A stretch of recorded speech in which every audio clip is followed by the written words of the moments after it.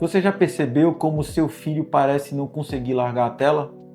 E se eu te dissesse que isso não é apenas um hábito, mas um ciclo de dependência criado no cérebro? Hoje você vai entender como as telas estão sequestrando o desenvolvimento infantil e o que fazer antes que seja tarde demais.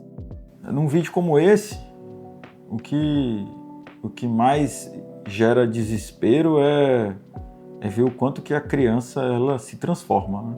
Ela simplesmente adquire uma série de comportamentos que, às vezes, no dia a dia eu fico com dificuldade em estabelecer uma conexão real entre uma manifestação infantil e algo que foge ao justificável dentro do campo neurobiológico, né? Ao mesmo tempo que, ao ver essas cenas, eu me pergunto como é que estão os cuidadores e como é que está a pessoa que está filmando, né? Eu me pego muitas vezes vendo isso no meu dia a dia mesmo, de tentar entender e estabelecer uma conexão entre o que é esse comportamento e o que é algo considerado mais grave, orgânico, como manifestação de estereotipia ligado ao autismo, crises convulsivas hipermotoras ou transtorno do desenvolvimento, transtornos dos movimentos também, as distonias, os movimentos involuntários. É tudo muito complexo, tudo muito complicado e tudo muito misturado, né? E às vezes, durante uma consulta mesmo, com a criança presente, os pais, cuidador, avô, avó, tio, eu pergunto se eles entendem que essa manifestação que traz tanta agonia para eles pode ser uma dependência que essa criança tem da tela. E é incrível como, na maior parte das vezes, eles não entendem que as telas podem viciar o cérebro e levar a uma reação dessa natureza, né? Chega a ser... é inacreditável, mas é real. Às vezes eu fico me perguntando se não é porque eu estou numa bolha ou se é porque eu estudo. Estou mais de 10 anos nisso, né? É um assunto que eu trabalho sistematicamente, mesmo sendo um neurocirurgião que me dedico só à criança. Eu vejo isso sistematicamente porque não tem como separar o comportamento, a rotina, os hábitos da criança das condições neurocirúrgicas e neurológicas dela. Isso aí é mais grave, porque o que a gente sabe é que essas tecnologias elas não mudam apenas o comportamento, elas começam a ligar e a desligar um sistema de recompensa do cérebro que ele é muito perigoso quando ele é acionado em épocas que ele não pode ser acionado.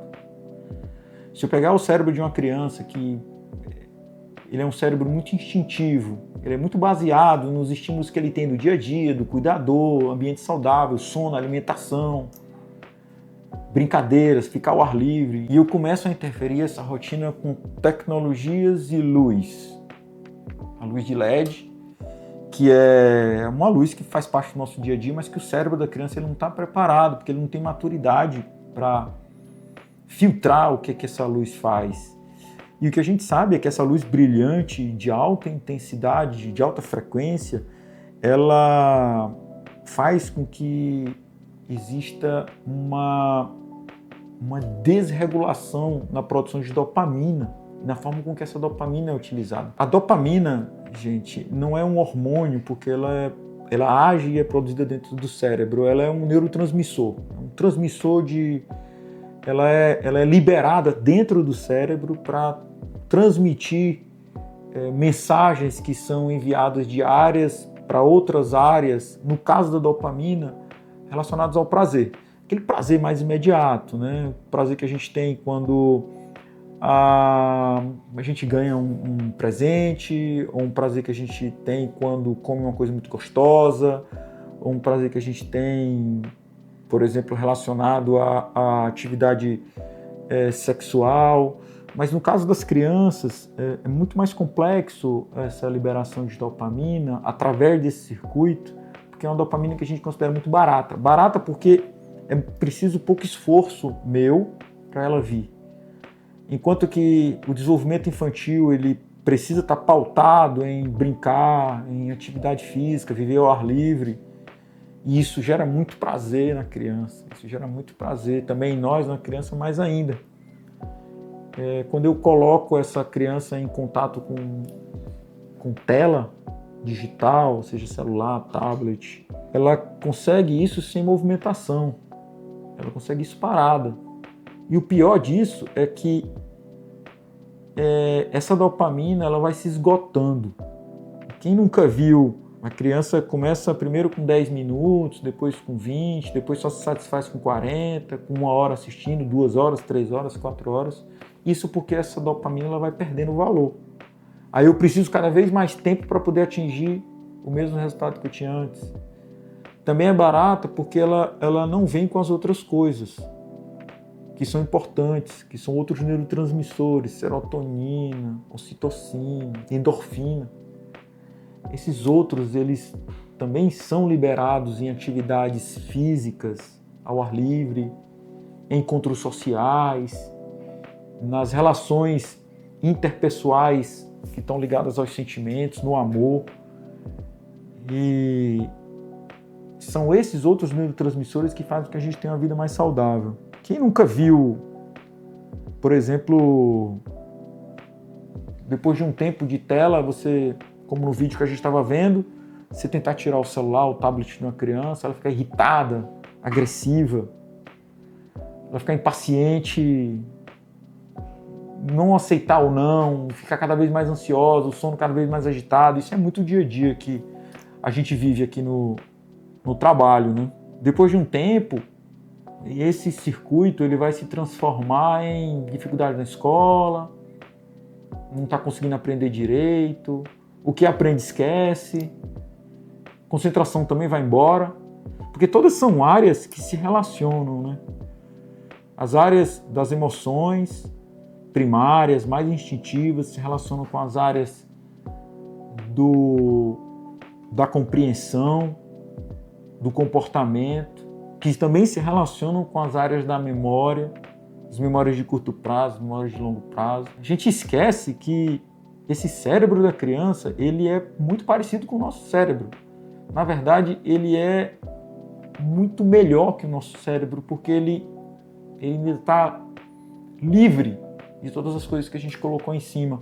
E é um cérebro que ele depende muito do que a gente faz como adulto. Quando a gente começa a ver a criança perder o interesse por brincar para poder assistir ou jogar, quando a gente vê a criança perder a vontade de sair de casa, ir para um parque, para uma praia, quando a gente vê a criança abrir mão de estar perto das pessoas que ela gosta, mesmo dos amigos, pode significar que esse circuito que eu estou falando para vocês, de equilíbrio entre o que se vive na vida real, a memória de longo prazo, de curto prazo, principalmente as memórias boas da gente, e o comportamento mais instintivo, ele está desregulado.